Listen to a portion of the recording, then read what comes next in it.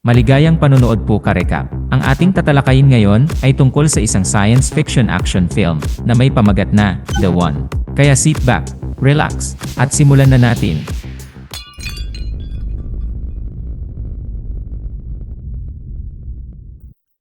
Nagsisimula ang pelikula mga ka-recap nang ipinaliwanag ang pagkakaroon ng maraming universe na bumubuo ng isang multiverse kasama ang pagkakaroon ng teknolohiya para sa inter-universe travel. Gayunpaman, ay napakahigpit ang seguridad ng naturang paglalakbay.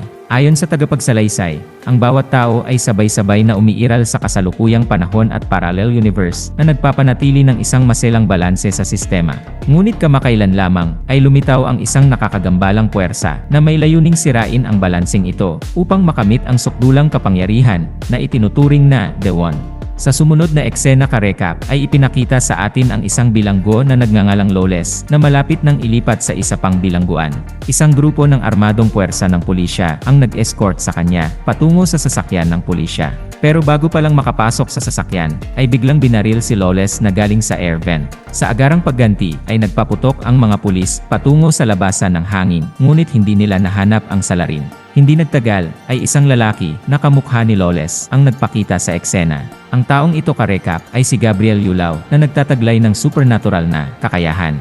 Napakabilis niya na kaya niyang iwasan ang mga bala gamit ang kanyang angking kapangyarihan ay pinabagsak niya ang lahat ng mga opisyal ng pulisya at tumakas. Di nagtagal ay hinabol siya ng mga ahente ng Multiverse Authority o MVA na sina Rodecker at Funch. Tumakbo si Yulao patungo sa isang lokasyon kung saan ginagamit niya ang kanyang high-tech na relo para gumawa ng portal at maglakbay sa ibang universe. Sa sandaling yon ay dumating si Funch sa pinangyarihan at na-connect ang kanyang device sa kay Yulao at binago ang destinasyon ng portal. Kasunod nito ay hinawakan niya si Yulao at tinutukan ng baril at hinihiling na sumuko siya. Nang tumanggi ang lalaki na sumunod ay sinagasaan siya ni Rodecker gamit ang isang kotse at sinubukang hulihin siya. Kasabay nito ay lumitaw ang isang portal at lahat sila ay na-teleport sa punong tanggapan ng MVA sa Alpha Universe. Pagdating doon ay pinigilan ng iba pang ahente ng MVA si Yulao at dinala siya habang ang dalawang ahente ay binigyan ng kinakailangang tulong medikal.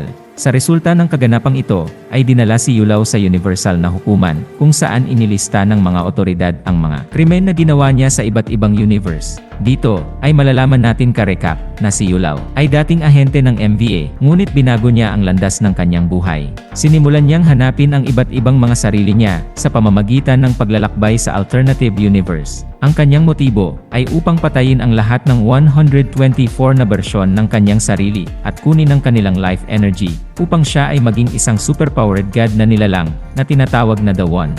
Lumalabas na nakapatay na siya ng 123 na variation ng kanyang sarili sa ngayon, kung saan si Lawless ang pinakabago mula sa Anubis Universe. Bilang resulta ng 123 na kaso ng first degree na pagpatay at 123 na bilang ng hindi otorisadong paglalakbay sa parallel universe gamit ang illegal na quantum tunneling, si Yulao ay sinentensyahan ng habambuhay na pagkakakulong sa Stygian Penal Colony sa loob ng Hades Universe. Pagkatapos, ay dinala siya sa isang napaka-secure na silid at muling sinanay sa isang espesyal na upuan upang may teleport siya sa Hades Universe. Bago simulan ang portal, ay binibigyan siya ng pagkakataon na gumawa ng pangwakas na pahayag. Sa panahon nito, sinabi ni Yulao na ang kanyang ginagawa ay hindi isang krimen, na iginiit ang imposibilidad ng pagpatay sa sarili ng 123 beses. Sinabi niya na kinuha lang niya ang mga nasayang na life energy at inilagay sa isang lalagyan sa loob ng kanyang katawan. Dahil dito, siya ay naging mas mabilis, mas matalino at mas malakas. Ipinahayag din niya ang paniniwala na ginawa niya ito para ma-unite ang kanyang mga sarili sa iba't ibang dimensyon. Samantala, naroroon din sa silid ang isang babae na nagkataong kasintahan ni Yulao. Pinakawalan niya ang isang puting daga mula sa kanyang sapatos na may nakatanim na bomba sa katawan nito. Pagkatapos, ay pinasabog niya ito gamit ang isang gatilyo sa kanyang singsing na lumilikha ng pagkagambala at nakakuha ng sapat na oras para palayain ni Yulao ang kanyang sarili. Matapos ibagsak ang lahat ng mga gwardya sa silid, ay minamanipula niya ang patutunguhan ng portal at na-teleport ang sarili sa Charis Universe kung saan nakatira ang huling variation ng kanyang sarili. Sa sumunod na eksena ka-recap sa Charis Universe ay makikita natin ang ating bida na si Gabe Law na nagsisilbing isang deputy sheriff sa Los Angeles County Sheriff's Department. Siya, kasama ang kanyang mga kasamahan, ay kasalukuyang nag-escort ng isang bilanggo sa police van. Katulad ng naunang eksena, inatake sila ni Yulaw mula sa air vent, ngunit sa pagkakataong ito, nagawa ni Gabe na protektahan ang bilanggo. Pagkaraan ng ilang sandali ng putok ng baril, tumakas si Yulaw at madaling tumalon sa mataas na pader gamit ang kanyang kakayahan. Hinabol siya ni Gabe at ng iba pang mga opisyal at laking gulat ng lahat dahil nagawa rin ni Gabe na umakyat sa pader at makarating sa kabilang panig. Doon, ay nabigla siya nang makita niya ang kanyang sariling mukha.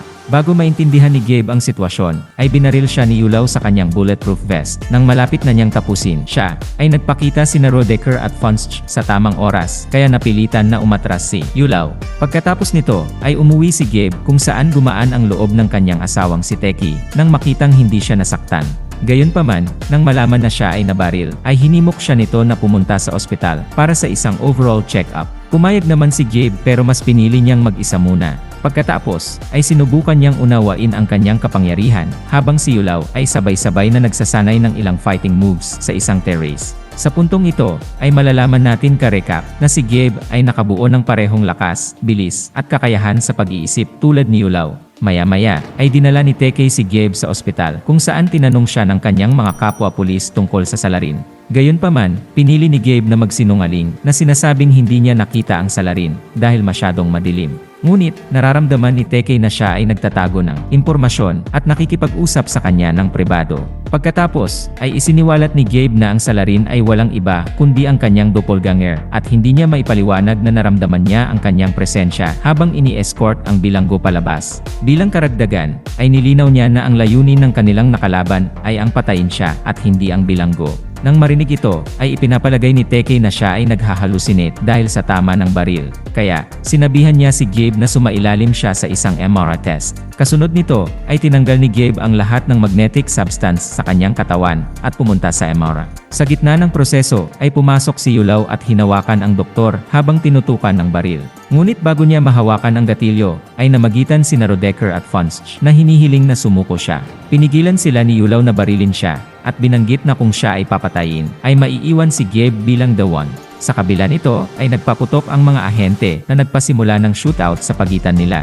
Nang marinig ang kaguluhan, ay dali-daling lumabas si Gabe sa scanning machine at nagtago sa likod ng pader. Di nagtagal, ay binaril ni Yulaw ang isa sa mga pulis at tumakas sa lugar. Nakita ni Teki ang nangyari at nakita ang salarin ng mga pulis sa pamamagitan ng CCTV camera at napagkamalan siyang si Gabe. Sa kabilang banda, ang tunay na Gabe ay nagsusuot ng kanyang damit at nagmadaling lumabas. Ngunit nakaharap niya ang kanyang mga kapwa-opisyal. Sinisikap niyang alisin ang hindi pagkakaunawaan, ngunit hindi siya pinaniniwalaan ng mga opisyal. Dahil dito, ay inaway niya ang kanyang mga kasamahan at tumakas sa ospital. Pagkatapos, ang mga ahente ng MVAI, nagpasya na lumihis mula sa kanilang unang order at naghiwalay. Sinundan ni Rodecker si Yulaw, habang si Funch ay sinundan si Gabe. Pagkaraan ng ilang oras, ay napansin ni Gabe na sinusundan siya ni Funch, kaya hinarap niya ito at tinanong ang ahente tungkol sa kanyang pagkakakilanlan. Bilang tugon, ay ipinakilala ng ahente ang kanyang sarili at ipinaliwanag ang lahat tungkol sa multiverse, pati na rin ang pinaghihigpitang portal para sa paglalakbay sa pagitan ng universe. Sinabi rin niya sa kanya ang tungkol kay Yulaw at ang kanyang ultimate goal na patayin si Gabe para maging the one. Dahil pare-parehong makapangyarihan ang dalawa, ay hiniling ni Funch ang kanyang tulong na madakip si Yulaw dahil malapit na nitong sirain ang balanse. Gayunpaman, hindi naniniwala si Gabe sa kanyang mga sinabi at tumungo sa kanyang bahay. Samantala, hinarap ni Rodecker si Yulaw sa isang ambulansya at tinutukan ng baril. Gayunpaman, binangga ni Yulaw ang sasakyan sa isang crane at nagsimulang makipaglaban sa ahente. Isang matinding labanang naganap sa pagitan ng dalawa, kung saan si Yulaw ang mas malakas. Matapos mabugbog ng malupit ang agent, ay naglabas ng bomba si Rodecker sa pagtatangkang pigilan ang lahat ng ito. Gayunpaman, ang kanyang mga pagsisikap ay napatunayang walang kabuluhan dahil madaling na-defuse ni Yulaw ang bomba at pinatay siya. Pagkaraan ng ilang sandali, ay dumating ang isang patrolling officer sa pinangyarihan at inutusan siyang sumuko. Bilang kapalit, ay ipinakita ni Yulaw ang kanyang kakaibang lakas sa pamamagitan ng pagdurog sa opisyal gamit ang dalawang motorsiklo.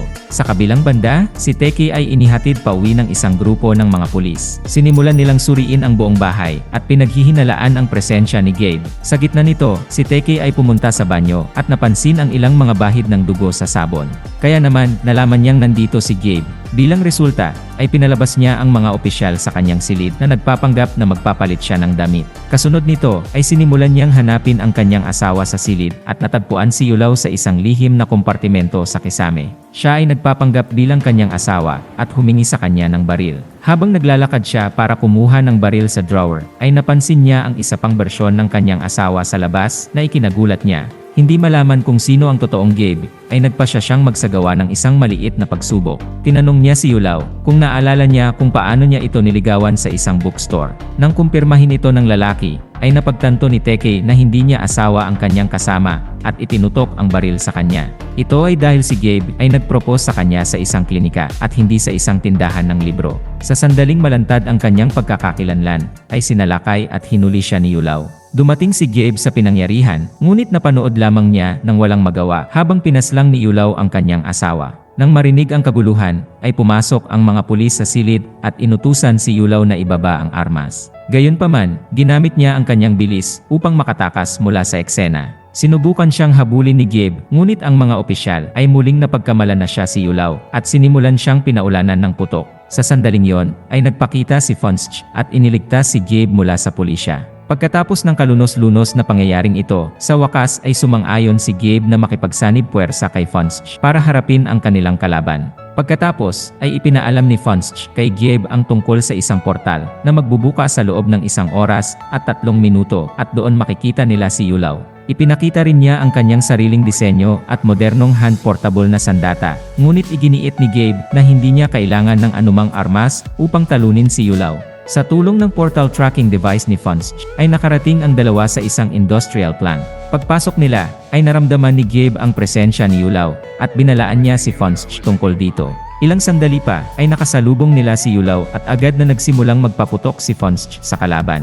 Gayunpaman, si Yulaw ay madaling umiwas sa mga bala at tumakas. Makalipas ang ilang sandali, na-activate ni Yulaw ang bomba, na nakuha niya kay Rodecker kanina. Ngunit sa kabutihang palad, ang dalawa karekap ay nagmamadaling nakatago at nakaligtas sa malaking pagsabog. Kasunod nito ay hinarap ni Yulaw si Gabe at naglaban ang dalawa. Sa unang ilang minuto, si Yulaw, na propesyonal at mas may karanasan, ay nakakuha ng dominasyon kay Gabe. Nagagawa pa niyang itumba siya sa isang punto. Sa panahong ito, ay napansin ni Gabe ang isang marka ng kanyang wedding ring sa kanyang daliri na nagpapaalala sa kanyang yumaong asawa. Dahil dito, pinuno nito ang kanyang puso ng galit na nag-udyok sa kanya na bumangon at magpatuloy sa pakikipaglaban ng may panibagong lakas. Pagkatapos ay nagtagumpay siya sa pakikipaglaban.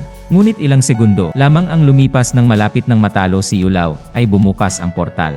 Dahil dito, ang laban ay hindi natapos at silang tatlo ay na-teleport sa MVA headquarters. Pagkatapos nito ay sinubukan ni Yulaw na linlangin ang lahat sa pamamagitan ng pakikipagpalitan ng lugar kay Gabe.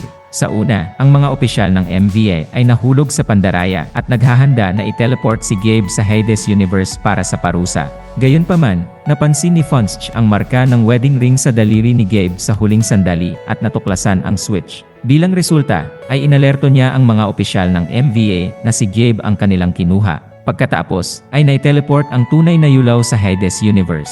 Bilang resulta, ang MV ay nagpatuloy upang ipadala si Gabe pabalik sa kanyang sariling universe. Ngunit si Fonsch ay naninindigan na kung siya ay i-teleport pabalik, siya ay arestuhin at ilalagay sa bilangguan sa mga krimen na ginawa ni Yulaw. Dahil dito, ay binago ni Fonsch ang destinasyon ng portal at ipinadala si Gabe sa ibang universe. Pagdating niya doon, ay nakita ni Gabe ang isang nasugatang aso at dinala ito sa isang vet clinic kung saan nakilala niya ang isa pang bersyon ni Teke. Nagiging masaya muli ang ating bida ka-recap at nagsimula siya ng bagong buhay kasama si Teke. Samantala, si Yulaw, na ngayon ay nasa Stygian Penal Colony sa Hades Universe, ay nananatiling determinado na maging the one. Kaya, nakikipagbakbakan siya ng sabay-sabay laban sa maraming bilanggo sa bilangguan.